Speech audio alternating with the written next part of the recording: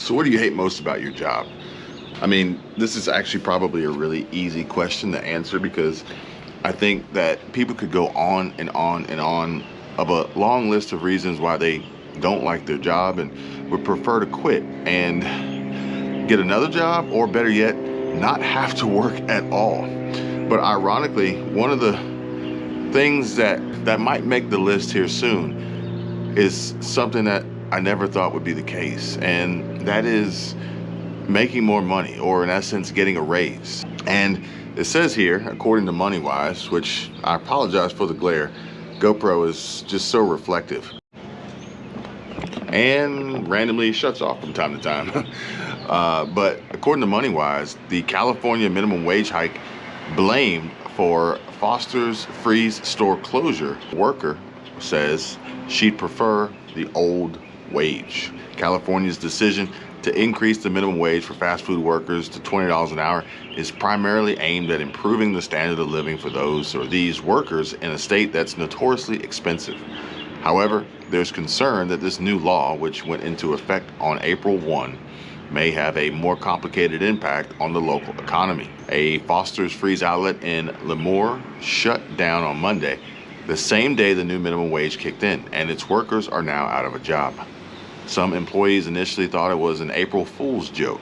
Quote, "We've gotten a text in the group chat that we were shutting down, and I completely thought it was an April Fool's joke," a former employee. Unfortunately, it was not a joke, and in a text to KMPH, Lauren Wright, the owner of the Foster's Freeze, wrote, "The last thing I ever wanted was to close down.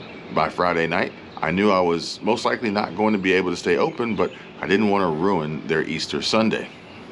That's odd. Would you rather get the bad news before or after? Be that as it may, according to Wright, the substantial rise in minimum wage has made it challenging for small businesses to stay afloat. Small businesses can't survive at 120% plus minimum wage increase over the last 10 years. And we are all more broke than we were 10 years ago, and it's clear raising minimum wage isn't helping.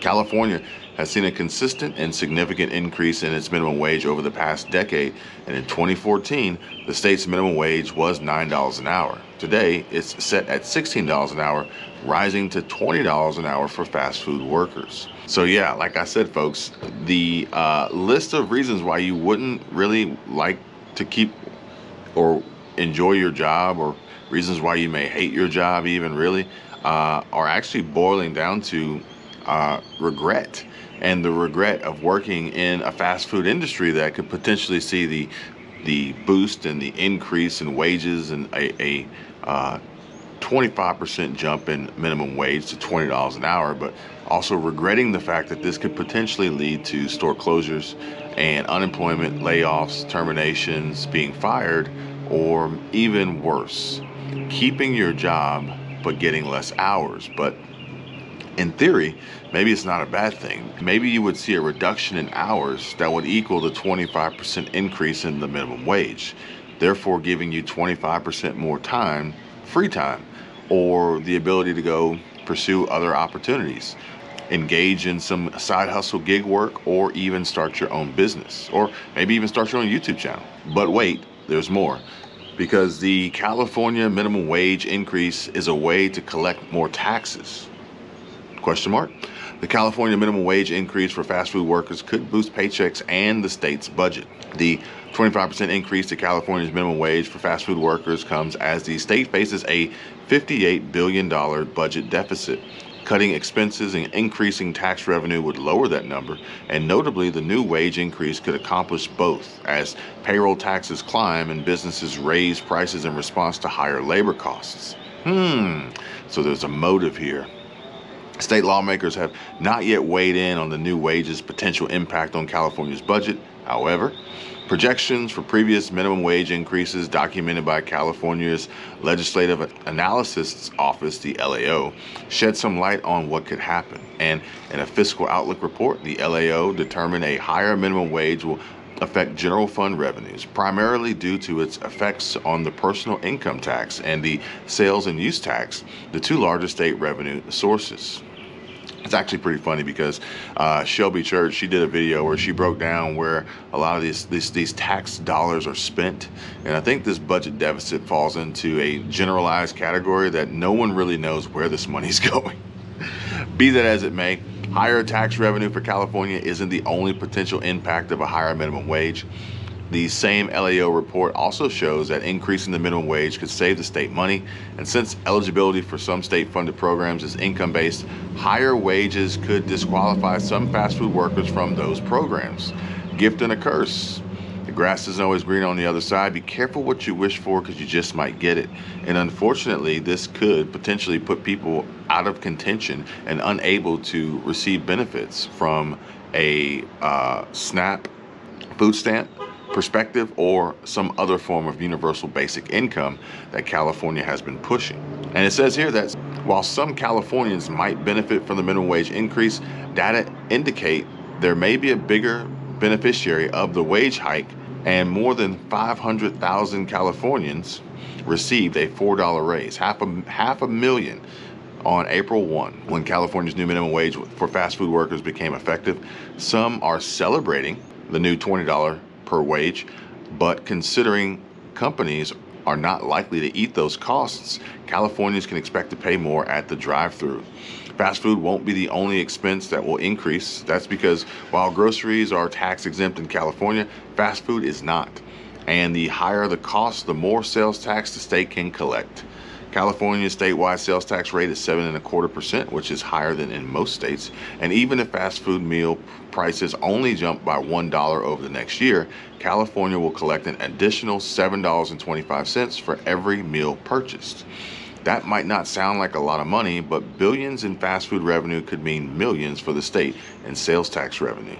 The higher minimum wage also means employees will pay more payroll taxes, and employees will pay more income taxes.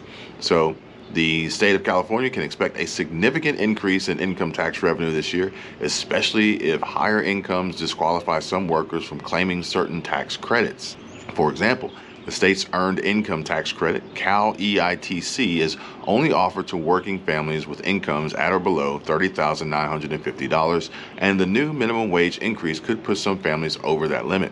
California's minimum wage, the $20 per hour wage, could also push several California families over the income threshold for other programs such as CalFresh, sometimes referred to as food stamps or SNAP. And that's due to the fact that while hourly wages increased by 25%, the income limits for the state's food assistance program did not. Yeah, you got to read between the lines, folks. There's always some fine print. There's always some gotcha. There's always some hidden agenda, folks. At $16 per hour, a family of four with two adults, each working 130 hours a month, would gross $4,160. And this family would qualify for food assistance. However, at $20 an hour, that same family would gross $5,200 and no longer qualify for CaliFresh. If fewer California families qualify for income-based programs, California can save money. Even though CalFresh benefits are paid by the federal government, California spends millions each year to implement the program. Additionally, California spends even more on other income-based programs such as Medi-Cal, the state's Medicaid program. Fast food workers were not the only Californians on track for a minimum wage increase this year. California Governor Gavin Newsom signed a bill last year that would increase the minimum wage for healthcare workers to $25 per hour over the next few years. However, while California doesn't pay fast food employees wages, it does employ certain healthcare workers. So raising the minimum wage for these workers could cost the state money, and that wouldn't be good for California's already underfunded budget. The first minimum wage increase for healthcare workers is scheduled for June, but Governor Newsom has requested that the state lawmakers make the raise subject to available general funds, and that means that healthcare workers might see a reduced wage increase or none if the governor's request is granted. And in closing, as of now, the minimum wage for California healthcare workers is $16 per hour, and that's significantly less than the $20 per hour fast food workers make. So, the question being asked here, is the newest wage increase really all about lifting Californians out of poverty? You be the judge. And remember, folks, that this isn't just California or isolated to California. California is in the news, in the headlines right now, because they're the ones effectively making this change and driving this forward. But other states are paying attention and will be implementing the same, if not worse, in the near future.